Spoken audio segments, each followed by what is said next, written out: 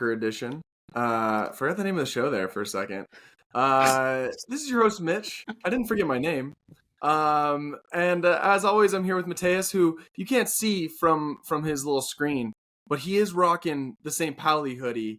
And I've gotten shit for talking about St. Pauli on the Arsenal edition. But you know what? Dean can't talk shit to me right now because they just won the league. Fuck yeah, St. Pauli. Matheus, how you doing? Good, Mitch. I'm good. We got the one ethical club promoted, so Exactly. We got an ethical Bundesliga club. The one only ethical club you support. Yes, pretty much.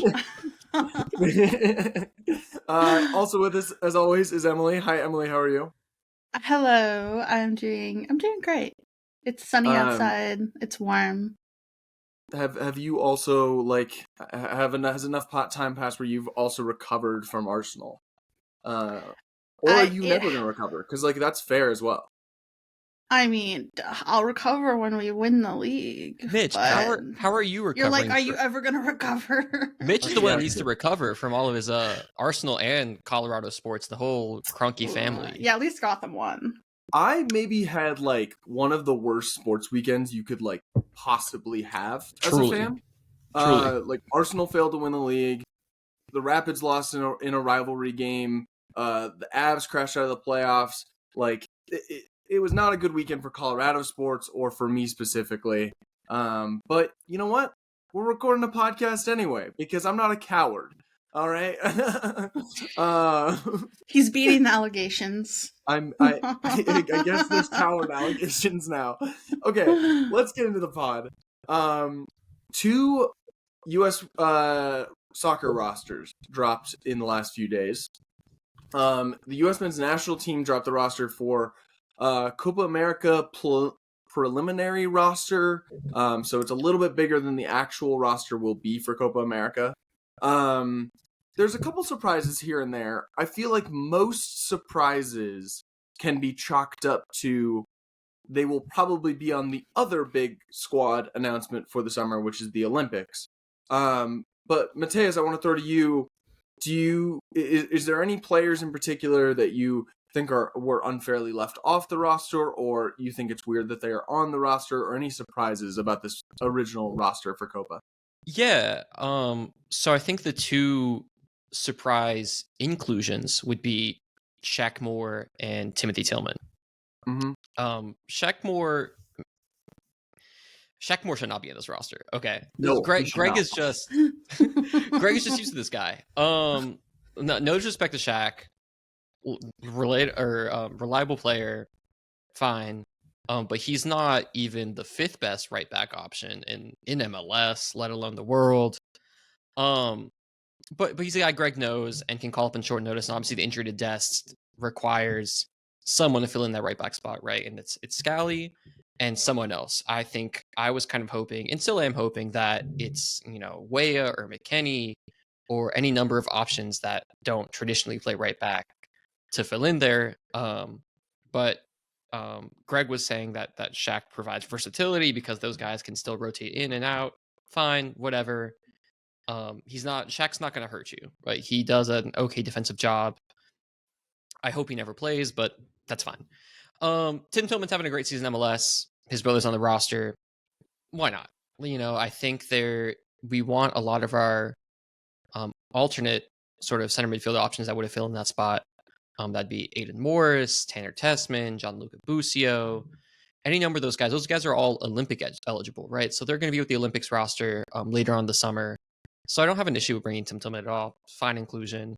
Also, Copa America is home.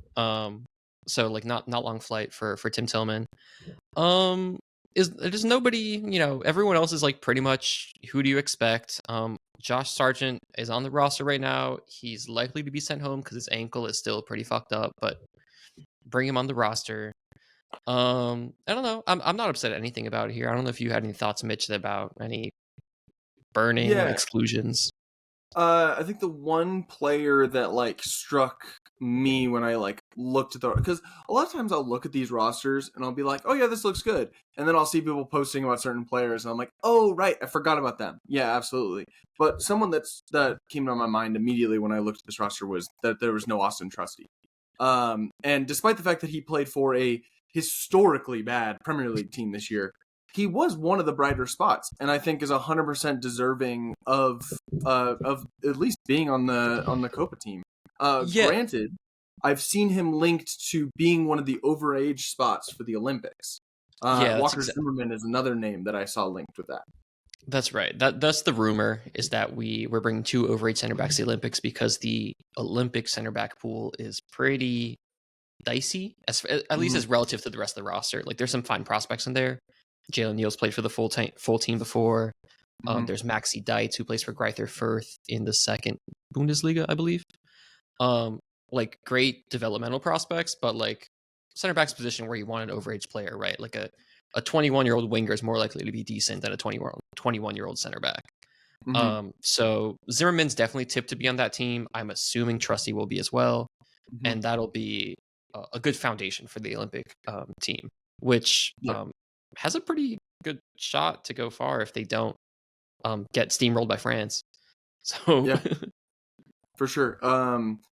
I do think that the center back pool in general is in a really good spot right now, in terms of just depth for the our A squad. Like right now, Chris Richards is a nailed on starter, one of the first names on the team sheet. But then you can put someone like Tim Ream next to him. You can put CCV next to him. Like we have a lot of quality options in that position where we can afford to.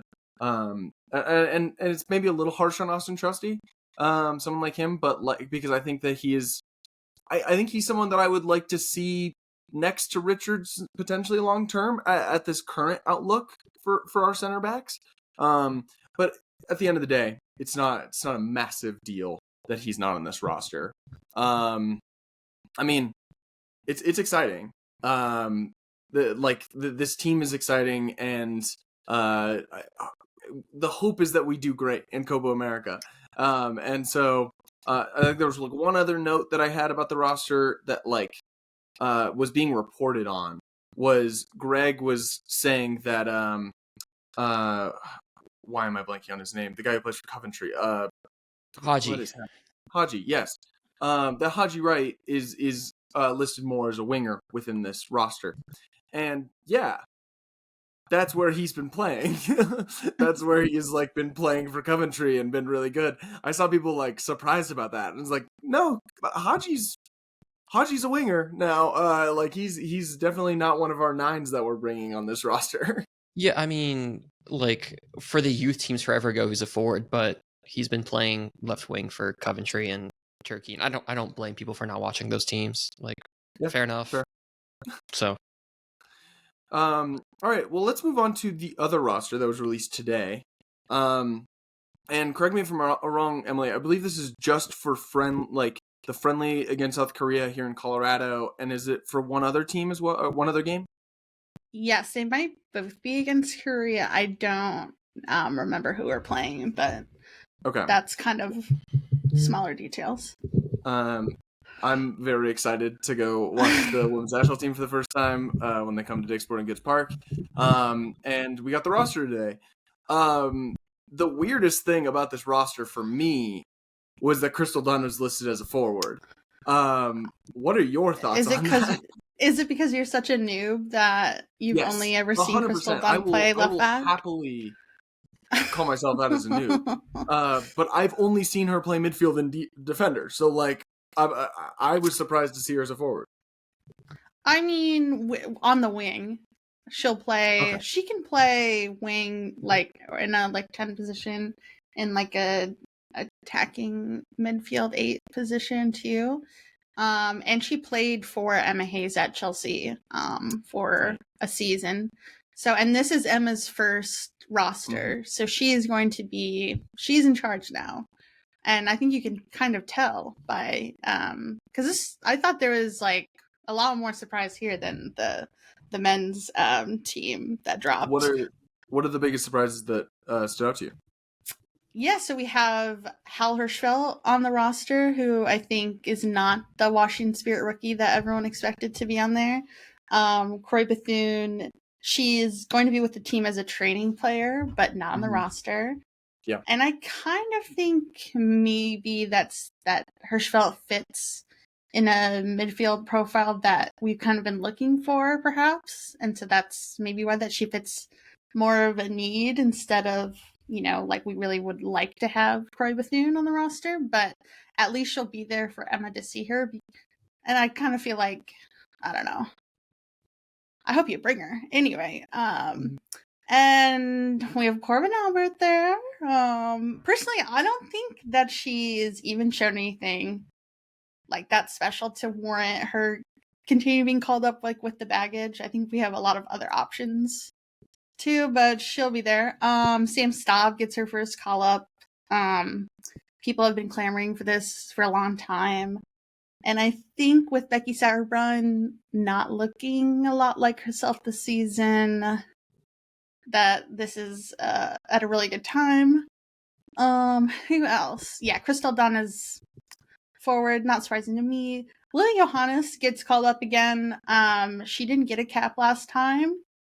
I mean, maybe they'll cap her this time. I'm kind of wondering like what the rush is with this player. She's only 16, 17. I know that we don't want to lose her to the Netherlands, but and I'm speaking as like I've never been able to watch her play, so I'm uneducated.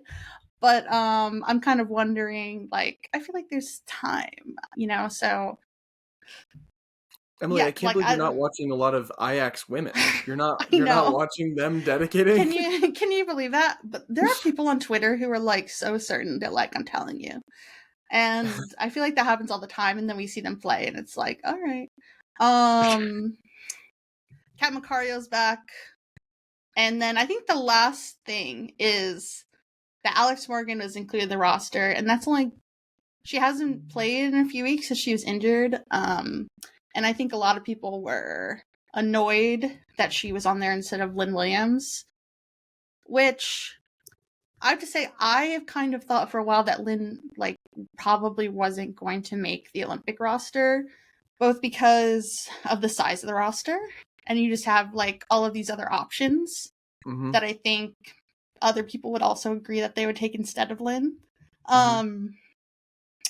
So it is, I mean, and I think that Lynn has been doing well in the last few weeks, but I wouldn't say that she's like flying. I wouldn't say she's like playing at a level where it's like criminal not to put her on the roster. But if she was on the roster, I wouldn't have like disagreed with it.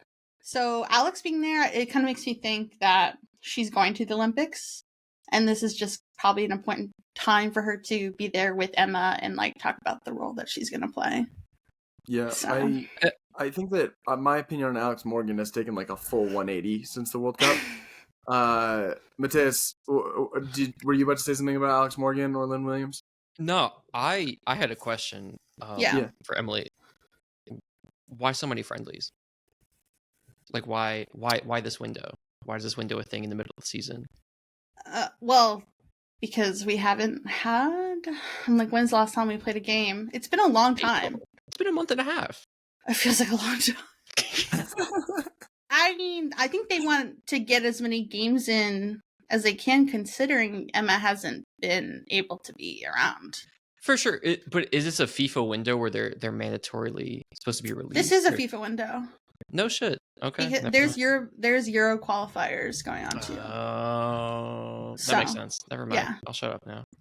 There will be a couple more friendlies in July that are send-off games. Yeah, the send-off games make sense, but I'm just like, wow. Yeah, this is a FIFA window though, because I mean the European calendar just ended for the women too, so right. Yeah. Checks out. But it'll be interesting. This is basically the last opportunity that they're going to be able to ID players. So I think with the Lynn Williams discussion, it may seem a little harsh on the surface, but God, the forwards are so deep. Like there's so many quality players there, and Lynn's probably like, is she 29 now? She's like probably 30. Yeah, so she's actually her birthday is literally today. Oh my God. The winner, the national team wished her happy birthday and then left her off the roster. Oh no, that's kind of sad. Brutal.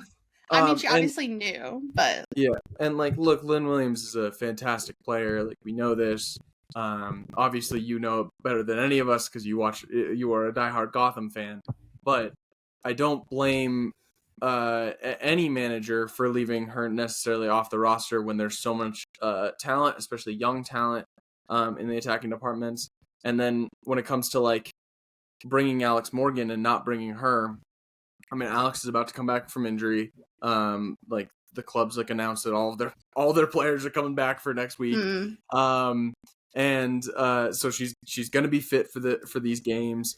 And like it's very clear how like that she can still make an impact on the field and is also just like a huge veteran leadership presence to have on the team. That like cannot be let off anymore. Yeah, especially when like the midfield, those players that we're seeing this camp, and who knows if those will be the players that go. It's like the mix of like youth and veteran, like it's very much youth in the midfield. Like the veterans on defense. I guess it's Emily Sonnet. And I guess Tierna, she was F19 World Cup, so. But yeah, it's like Lindsay, Rose, Sonnet, Morgan is like that's the people who've like been there. So and done. And Crystal, sorry, of course. So I think you still need like a couple of those players at least. Yeah, for sure. Yeah. You can't go all the way on youth. So I think I'm a fan of the roster. First roster by Emma Hayes. I'm excited to watch the first game under Emma Hayes. And looking forward to the Olympics. Let's move on now to NWSL. First game that we're talking about is KC 3, Louisville 3. And Emily, do you think Emma Sears meant to score that goal? No, but that's obvious. I don't think she would say that she meant to either. I've seen players lie about it. Like Saka scored a similar one against Chelsea a couple of years ago, they say and like he was like, "Yeah, I meant it." It's like, no, you didn't, man. Emma Sears, I wasn't familiar with her obviously before she was drafted, but I'm like, she's probably the one. She's a player that I'm looking at her and I'm like, I would love to snatch her up.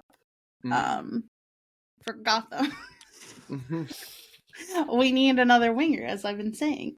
Yes. And she's been really impressive. Not just her goal, but the run, like carrying the ball, the runs she makes.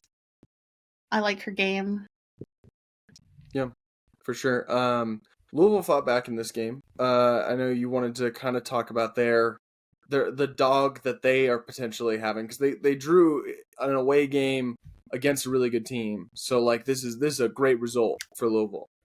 I think it's the first time Kansas City hasn't won in their new arena. So that's really, I think this is a great result for Louisville. To be in that kind of atmosphere, to I mean, not a great defensive effort, obviously, but they fought back. The goals in this game were fun. Lola Bonta's penalty was so sick. Straight up upper 90s. She did a celebration where she put the ball under her shirt and like did the. I guess her husband was like, "Are we pregnant?" I'm like, would they let her play if she were pregnant? No.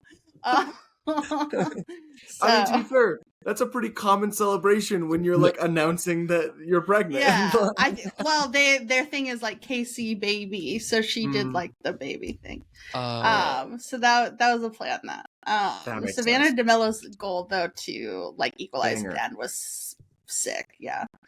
And that's one of the other goal scorers for Kansas City was Michelle Cooper, and she is someone that she was a high draft pick last year, but it wasn't a great season from her. Granted, Kansas City wasn't all that good. Obviously, they're a little bit more healthy now. They have a lot of really, really good attacking options. Did you maybe see anything from Michelle Cooper where it's like you could see her breaking through at all? I mean, I feel like it's the first time I've seen her score in at least a long time. Yeah, I can't think of many times. There hasn't been many times. No, yeah, like I remember when because Gotham, we had that draft pick that went for Michelle Cooper. And I was like, why can't we why didn't we get her? I bought the hype, she's coming from Stanford, which produces really great players. At least I think she came from Stanford. I think she was Duke. Oh, okay, yes. Whoa, my bad. Anyway, I bought the I bought the hype from the people who watch college soccer. And I was like, man, why can't we have one of these young forwards that everyone's raving about? I thought like it was gonna be like Sophia Smith-esque. But yeah, it wasn't necessarily true. And of course that is also part of the problems that they were having. Like obviously that contributes to her not playing well, because when everyone's not playing well, like a rookie is not gonna like be the one to save you. I think there was a lot of pressure on her to score with all those injuries that they had.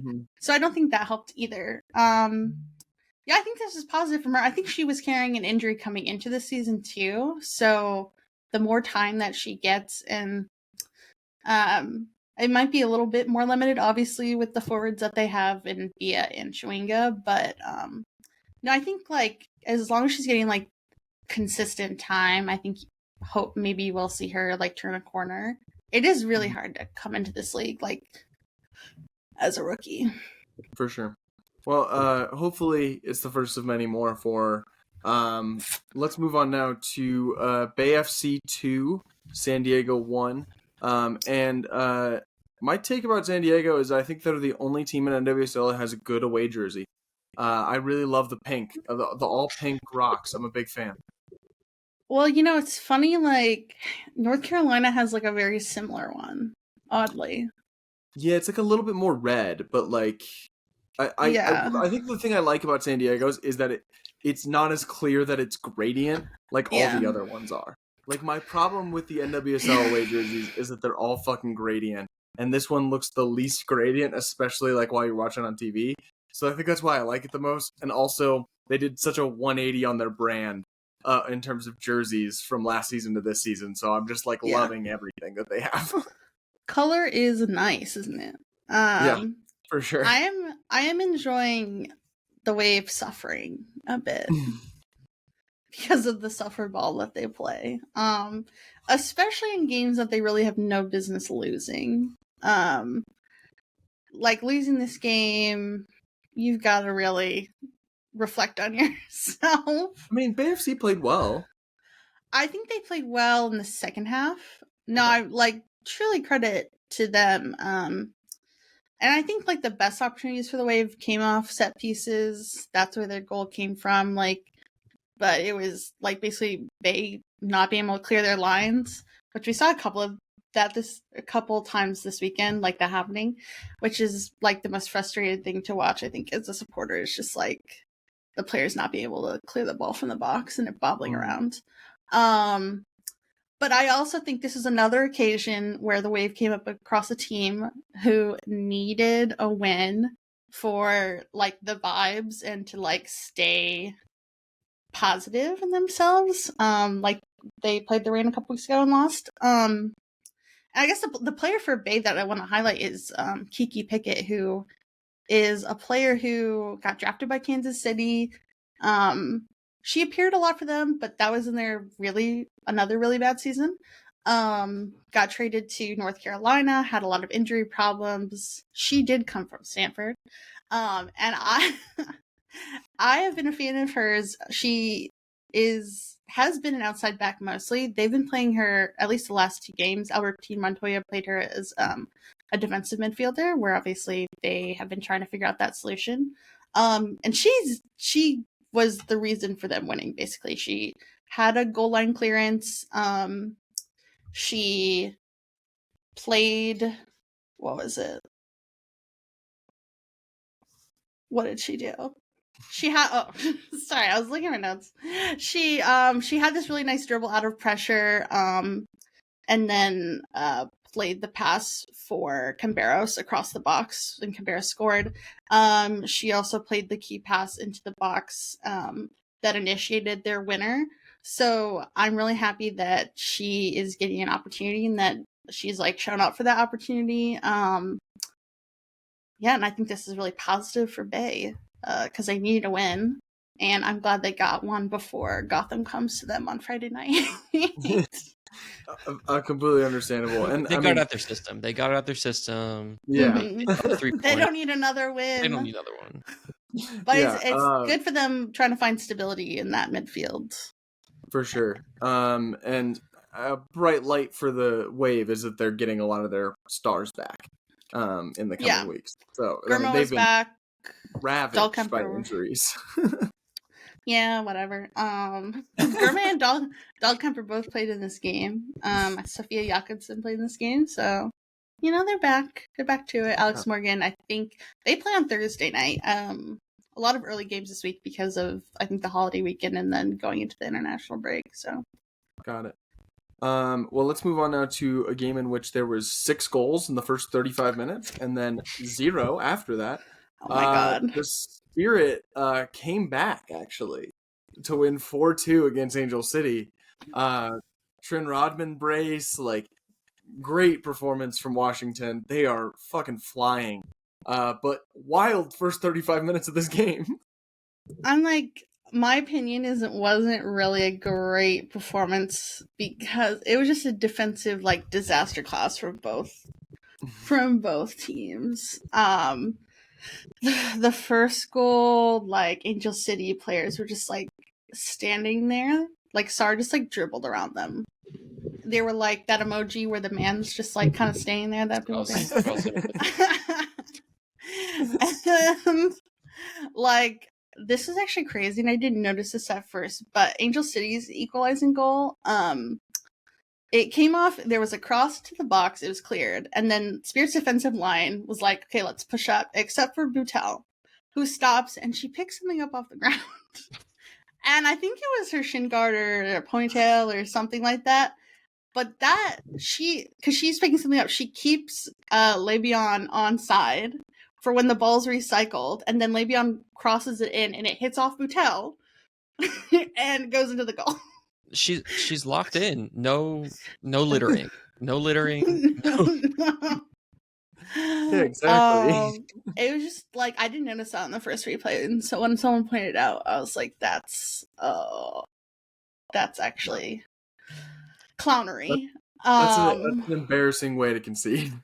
No, and the momentum in this game is crazy because once Angel City answered, it seemed like they were gonna win. They got the second goal on a really nice set piece from Emsley to Sidleroo. It was bullet header, and then they really nearly went from 3-1 up on an Alyssa Thompson goal that was called back offside, and then basically very quickly it was 3-2 Spirit. Yep. And it was what just happened? Total blitz. I think the best goal out of all these goals is probably the Sar goal where Croy Bethune, she's dribbling, she's surrounded by 3 players and manages to get this ball through that pack perfectly in time for Sar to run onto and chip the keeper. Yeah. And I was now I'm why isn't she on the full roster? Bethune is fucking phenomenal. Every single time I've watched Spirit highlights, she's always in the middle of everything. She's a fucking star, and she's only a rookie. It's really, really impressive. She's only she's a rookie, and she's only I think 20. Yeah, I mean, down game for her. Only 2 goal involvements. Out of 6, are you kidding me? What is the average?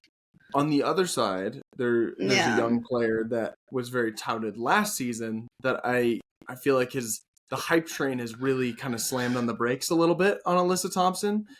She hasn't scored yet this season. She has 4 assists, to be fair. So she's had some goal involvements.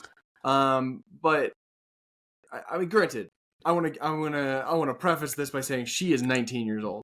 So but maybe the hype train moved a little early last season, with 18 years old going to a World Cup and stuff like that. But she's slowed down a little bit. Do you think this is more the team around her, or is it just kind of a 19-year-old's not going to have consistent form her entire season? Yeah, I think it is. I've thought a lot that it might be like the team around her, because if she's in a better team where like she's not relied upon too much, maybe like the pressure could be off a little bit. I do feel for her, because looking back, I think you see that probably Vlatko should have taken Jaden Shaw to the World Cup and not Alyssa Thompson. Not exactly the same profile, but I just think Jaden Shaw had already played in the league for I don't know if it was a full season, but she had a bit more time. So I think we just need to let her like marinate a bit. Yeah. I I think if it wasn't like a lot on her shoulders, it's her hometown. It's a lot of pressure. So hopefully she might. I think one thing is that Giselle Thompson started this game, and it was the first time that two sisters started on the same team in the NWSL. And would you know it, they had a lot of chemistry. It's like, maybe we should play them together more often, because they play on the same side of the field. Yeah, that works very nicely. Like the automatic connection is just there always. Yeah. They've got the sister telekinesis. Yeah. Let's move on to last game we're covering this weekend, which is Gotham 2, Chicago 1. Gotham FC keeps winning. Victory lap time for Emily. Wow, keeps winning. I don't think we won our last game, so.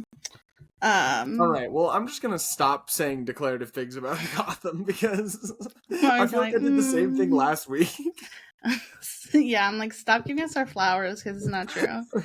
Although we've gone unbeaten for like 5 games, I think. So okay. That's good. Boy, we were so close for me to like come on here and like say the exact same things I've been saying about Gotham for like the past few weeks, and that like you know, we controlled the game, we dominated the game in shots and possession and chances and blah, we weren't able to execute. We were very close to that happening again. And then Ella Stevens scored a 90th minute winner against her old club and did like oh my god, I was shook. I was there, I was shook. I was actually kind of scandalized. You know, it's not like it was a hater celebration. That was crazy.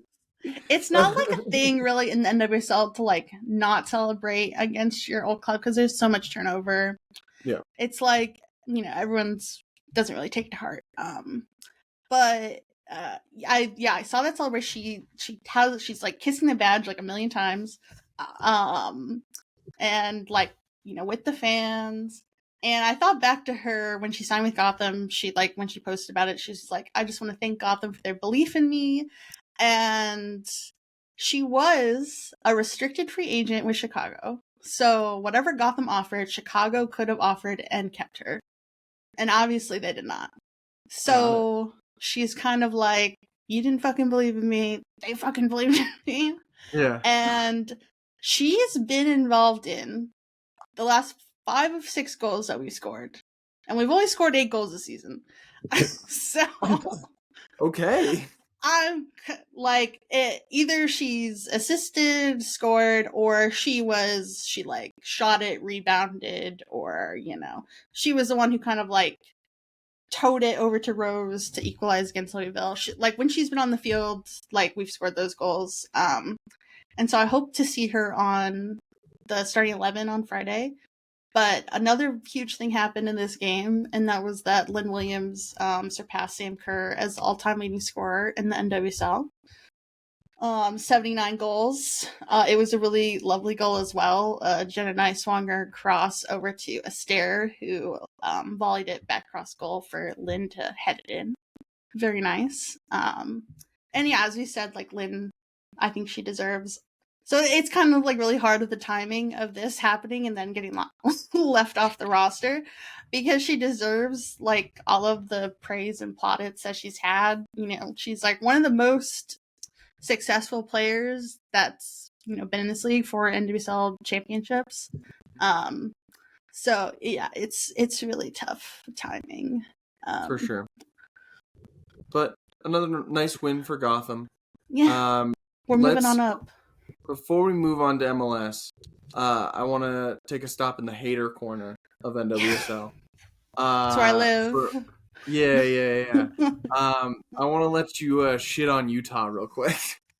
I want to hate on Utah. We don't talk about their games because their games are always boring. This one was moderately boring. And I look at the performances and I look at the roster and I think it's like when the least competitive rosters that we've seen in the NWSL. I think we've seen bad teams and mismanaged teams, but this is just a roster compiled of like this, like harsh, but like people who Scrubs. Scrubs. Just say it. Scrubs. Island of Misfit Toys roster. Yeah, like there are some good pieces there, but it's not a team that's gonna be competitive at all. And it makes me mad because Utah like had a lot of time coming into the league. Like they knew that they were coming. I mean, the previous version of Utah, like they were helped by inheriting the former Kansas City roster. Mm-hmm. So they had like Becky Sauerbrunn and Desiree Scott on there and some other players. They were able to sign Vero Boquette and Kristen Press eventually. So like they were never a postseason team, but like they were at least competitive. Like they came close to making the offseason sometimes. And I mean, they brought in Amandine Henry, but like that's not moved the needle at all.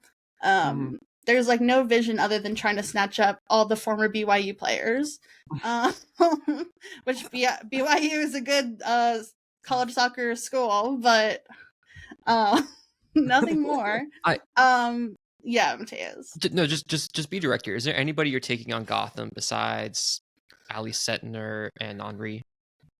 No, because we actually like not even. I don't even know if Henri would fit in our like. I don't know, in our squad. You wouldn't even have her on the roster. Well, I guess she can come. No disrespect to Amandine. No, keep speaking on it. Keep hating. I'm just like what I was gonna say. Like, I think this is such a mistake also to have this roster and then to hire Amy Rodriguez, former player. She was also from Kansas City when they brought her on, but like never had a head coaching position before, had only spent like a season as an assistant coach at USC. Like I don't know how you don't bring in someone with more experience when you have such an inexperienced roster. There's like not a lot of veteran leadership other than Henri on there. I think this is like a decision that's going to sink her coaching career before it could even get started. She matches the club's values. The club's deep-seated. Hey, I don't know if I want to like. I don't know if A-Rod. She's never been outed as like She's never racist. Been a Corbin Albert kind of outing. Yeah. Before we leave the hating corner, I do want to shit on the Houston Dash for a second. Yeah, go on. Who were really snappy over Twitter when they won one game towards a bunch of people, but also you. Since then, they have won one fucking game. And I quote retweeted it, and that tweet immediately had a bookmark, and I would put money that it's the Houston Dash's Twitter admin, and that it's going to try to like get me after they win like their third game of the season or something. I'm just going to be a hater of them from now on. I've always disliked the Houston Dash. But I think it's so funny to like imagine the admin like just like on the daily like bookmarking and being like, these are the receipts I'm collecting. It's gonna turn around on you. Respect to the admin, it's a thankless job. When you got a squad that bad. No, I get. Yeah. I mean, like if you're a team social media admin, you're making like $20,000 a year. Like I get it. It's a tough job. Like I hope you're making more than that. They're not. There's no way. They're not. They're working in sports. This is sports salaries do not pay you. All right. Well, let's move on to MLS now. Let's start it out in Austin. They won 3-2 against SKC, and once again, The power of MLS's best jerseys powers us to a win. Matheus, what'd you Yeehaw! Yeehaw. Yeehaw! I don't know if that's exactly Austin vibes, but yeehaw! Yeah, I don't. Yeehaw, give me my Bitcoin, I guess. No, like Austin, with a really comprehensive win over SKC. SKC weren't really true to the game in this one. They were trying to play out the back because Austin was kind of stretching them in defense and keeping numbers back in a way. And so they were trying to play out the back, and that's how SKC concedes their first goal. Is when playing at the back goes wrong. They feed it to Obrian. Obrian scores one, scores a second one before halftime. It's 2-1 at halftime. SKC dropping more points from losing positions. They had an early Johnny Russell goal that was definitely against the run of play. I just wanted to, lots of goals in this game. Another missed penalty late in the game for Austin. A fake penalty, by the way, which was kind of fair that they missed it. But SKC isn't it. I try to give them the belief, they seem like they know how they want to play. Didn't come out this game. They're at the bottom of the table. I think it's 16 points dropped from losing positions this season. They have 12 points. They have 12. They've lost, I think it's 14 or 16 from losing positions. Oh my God. It's not... Yeah. So there's not much to say this game. I think Austin made it a little bit sweatier than they needed to for themselves. I think they had a lot of quality shots on target that should have been converted. They had a goal very, very early in the game that was ruled offsides. Also the missed penalty at the end. I didn't even understand that offside call, by the way. In the 4th minute? Yeah, it didn't make any sense to me. I didn't. I thought it made sense. I think it was like before the back pass, right? Because I think Palacio put it in. It was kind of like a lateral pass, but I think the through ball before it was off. I don't know. I have to take a closer look at it. Go watch it back, everyone. Go watch it back. Yeah, back the tape. Analyze. Hey, it is. Pull up YouTube right now. Watch it. Anyway, but this could have been probably 5-2, and it wouldn't have been totally unfair. As far as the goals that were, or the shots that were put on target and the PKs and stuff, but it's not looking super hot for Vermees right now. I want to give them the benefit of the doubt after hating on them all of last season, and then they got pretty far in the playoffs. And of course the curse is flipped. The curse is totally flipped. Maybe if you hate them, they'll do better. Yeah. One note on Austin FC is that one of their DPs, Emmanuel Rigoni, who's been kind of not great for a while, released by the club, as I understand it.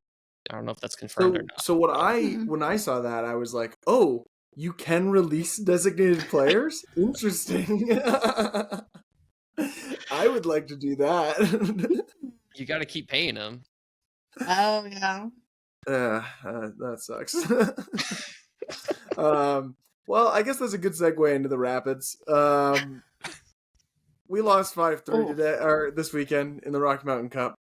That shit was crazy. If we had won, we would have locked in our first Rocky Mountain Cup since 2020. Instead, it's going to come down to the game in Colorado in the summer. Which, wild how MLS scheduling works, that we play RSL 3 times and 2 of them are at their place. That's fucking stupid. Is the Rocky Mountain Cup a real trophy? Yes, there's a genuine trophy that goes between teams every year based on the head-to-head. So, is it made of wood? Because I feel like it should be. I think it has a wood base, but it looks like a trophy.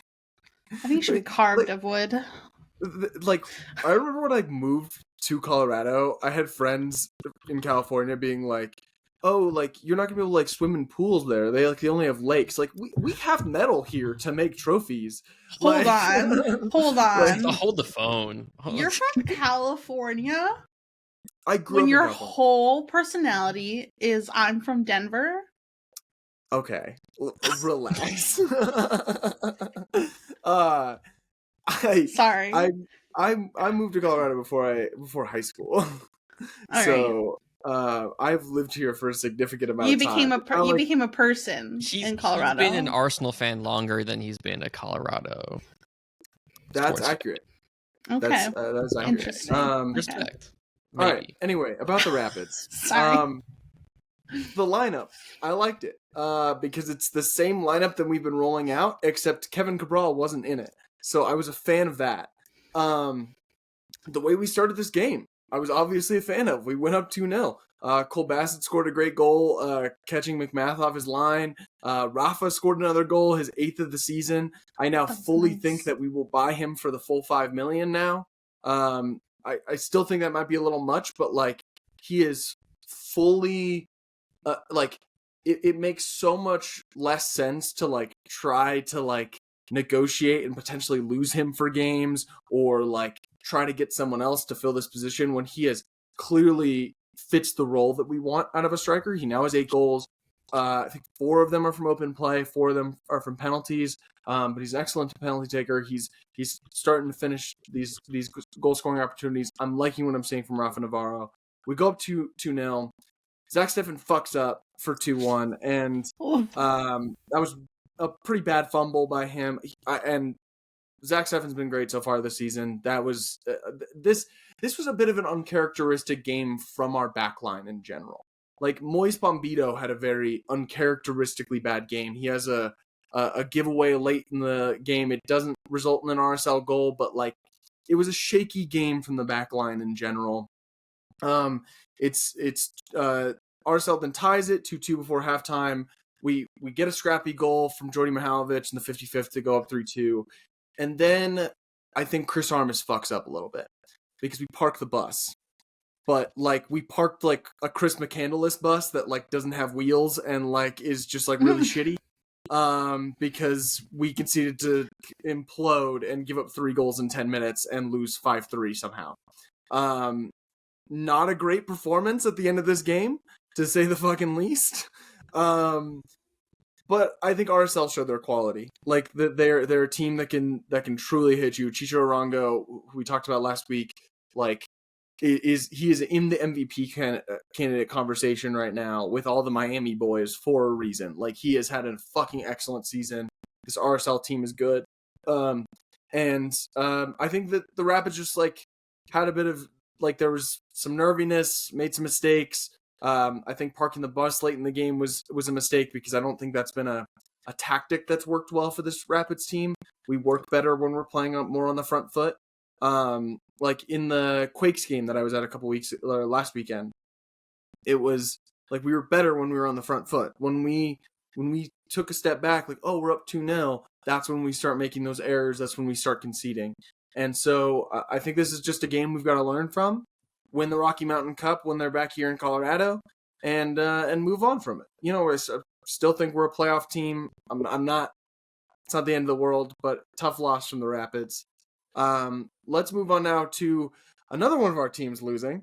Red Bulls lost their derby game against the Baseball Merchants. Emily, what happened here?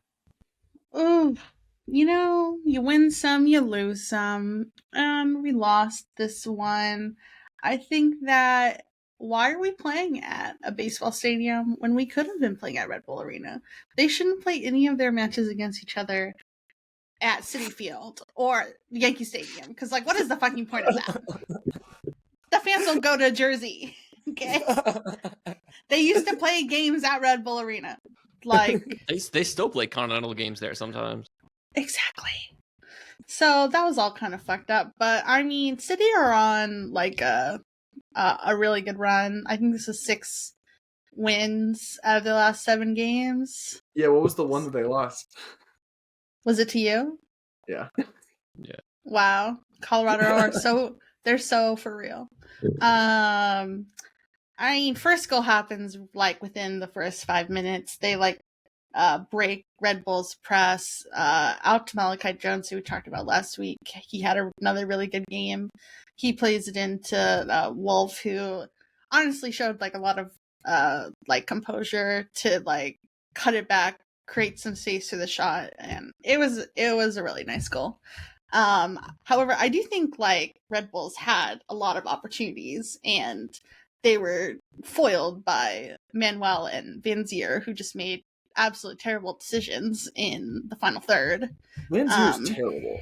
Like he is not a good player. He's not he was, only like, stumbling racist, over the he he was like stumbling over the ball. he has moments where he looks amazing, and then he has moments where he looks like he makes several poor decisions. Right. When he had like 4 assists in that game against Miami, it was like, oh wow. And then this bullshit. Forsberg, he was like unwell. He couldn't start this game, and I think that was another big problem. That forced Lewis Morgan to like play his position where he's been like so effective when he's playing higher up, closer to goal. And he's like the best finisher probably in the team too. So that was like we did have like really sick equalizer from Cameron Harper. Yes, that was dope. That was sick. But then gave up. What was it? I think it was on a fucking set piece.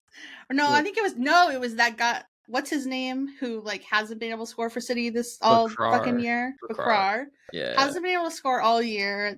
He was like the big signing or whatever, and then he's the one who fucking scores.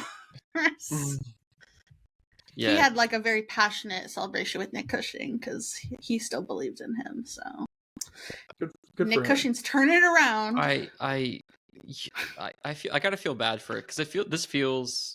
I didn't watch this game in particular, but like I'm adamant that Nick Cushing sucks ass. I really do. Like they spend so much fucking money on transfer fees. You're the best scouting network in the world, and this is the best you can do. Like, yeah. Well, maybe this is the one goal he needed. Yeah, good win from the baseball merchants, even though they're still baseball merchants. They're somehow sitting now in third in the Eastern Conference. I mean, and Red Bulls are fourth. Whatever. Let's move on now to Chicago 1, Crew 3. We haven't talked much about the Chicago Fire this season. What's there to talk about?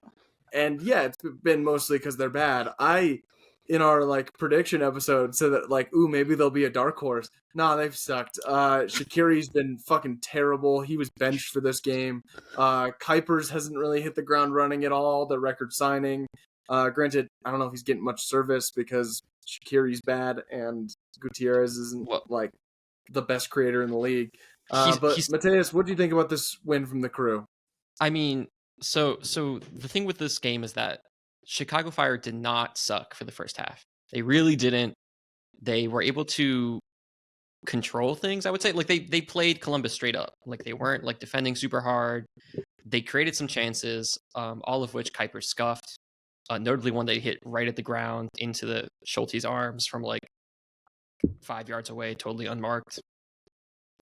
You're 12 million pound player or whatever, $12 million player. You got to score those. It doesn't fucking matter, especially in MLS. If you're unmarked from like 7 yards away from goal, you got to score those. But Columbus takes their chances in the first half. Notably one, actually just one in the first half with Diego Rossi, where he shoots it at Brady. Brady parries it away, kind of like up the field, but it was kind of like a counterattack. So there's like no Columbus Crew players are not surrounding it. It's not like a super dangerous opportunity. Andrew Gutman and Rafael Chichios somehow both collide into each other while trying to head the ball away. I don't know why Gutman's like heading it towards the back line, but they just kind of go up and go boop against each other, and the ball goes right back to Diego Rossi, who puts it in the net. If you're a professional footballer, figure it out. That's an embarrassing ass goal to concede. And the second half, Christian Ramirez scores one off a beautiful ball from, I believe it was Mo Farsi off the right-hand side in the 55th minute.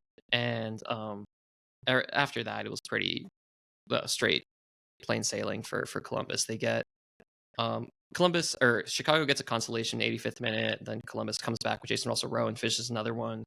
But the second half was like a little bit calmer for the Columbus Crew. Not a lot of chances on goal from Chicago. It just seems like Chicago's attack is really disorganized. Chris Mueller off the left-hand side is a very one-dimensional player. He's going to cut in on his right foot, or if he's on the right side, he's going to cross. But he's a one-footed guy. Brian Gutierrez is a young player who wants to shoot all the goddamn time. My man is never looking for a pass as a second striker, which is probably not great. He's a talented kid, but like you got to look for a killer pass sometimes. Fabian Herbers, right? And so I think Frank Klopas would do better to institute a little bit more structure in this front sort of half the team, the front third, because they're not talented. Like I think you saw towards in the first half when they were able to like sort of hang with Columbus, a depleted Columbus, admittedly, no Cucho, but they were able to it's not like the speed of the game was phasing them. It was just like the tactical sort of setup to finish in the first half. And then they just kind of got like overwhelmed. Like if you're chasing shadows all the time, especially when you're defending in kind of like a mid block where you're still like trying to press them a little bit, you get tired, right? And you get tired and you get disorganized, and then you have Brian Gutierrez taking pop shots from 25 yards out when he's like triple covered. You know, you're not going to win like that. So I think the Klopas era is coming to an end eventually at the end of the season. I don't know. It's kind of a mess. I think I don't know if you guys saw the salary numbers for MLS came out last week, and the Fire spent a lot of money relative to their league position. A lot of money. Big yikes for me. The Fire. Not great for Chicago. Let's move on now to Inter Miami. Got a 1-0 win against DC. And I was really impressed by DC United in this game. They were playing an away game with a full-strength Miami team, and I thought that they should have gotten a result here. Jared Stroud had a really good chance. They created a couple other solid chances, but they weren't able to put it in the back of the net. I honestly, despite DC being very impressive in this game, I think the player that stood out to me the most when I was watching was actually Jordi Alba, who I feel like is the most flown under the radar of like all of the big names for Miami. But he's very, very lively and he's very fun to watch. And I thought he was very good in this game. They left it very, very late. Leo Campana, who came on for Suarez, scores in stoppage time. Very emphatic celebration, takes off his shirt. Which, speaking of salary numbers for MLS, wild to me that Campana is a DP for this team. Like, they have so many huge names, and Leo Campana is one of their DPs, who is a very good player, but like he's now their backup striker because of Suarez. But he won him this game, and good for them. But a tough result for DC, who, once again, I just continue to be impressed by every single week. That's a serious team right there. They're on the same XG goal difference per 90 as Inter Miami, and just above, just behind Cincinnati, and Philly. So that, this does not surprise me. I've been impressed with them. Speaking of Philly, let's move on to the last game of the weekend. They won 3-0 against the New England Revolution, but I think you're more interested in talking about things that didn't happen on the field, Matheus. Yeah, I mean, we could talk about the game, right? There was a dog so challenge for the New England Revs. I think in like the 12th minute, Ryan Spalding holds back Mikel Ure, complains a lot about not being the last man, is very definitely the last man, gets sent off. And then New England, to their credit, hangs in the game for quite a while. It wasn't until like the 38th minute, I think, when Carranza scores from like a Jack McGlynn cross, where he's like totally unmarked, like completely unmarked, which is crazy because Jack McGlynn has one thing and it's his left foot. So you should probably press him. He's not going to dribble by you. But whatever. And then two goals, one by Gazdag, one coming off careening off the post, off of a chance, and then Gazdag, I think, puts in, I forget what the 80th minute goal looks like. Forgive me for that. But a pretty comprehensive, especially in the second half, Philadelphia Union, not even a little bit worried, away from home. New England, bottom of the Eastern Conference. There's a lot of rumors of discontent in the locker room. Color me shocked, right? After last season especially.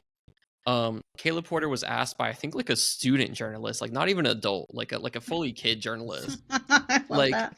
Like, hey, why isn't Dave Romney starting? Dave Romney, who's like a longtime center back for New England, like has like, I think, the appearance record of some kind, or has been playing a zillion years, and has now been suddenly surpassed by Arriaga, who they just acquired from Seattle.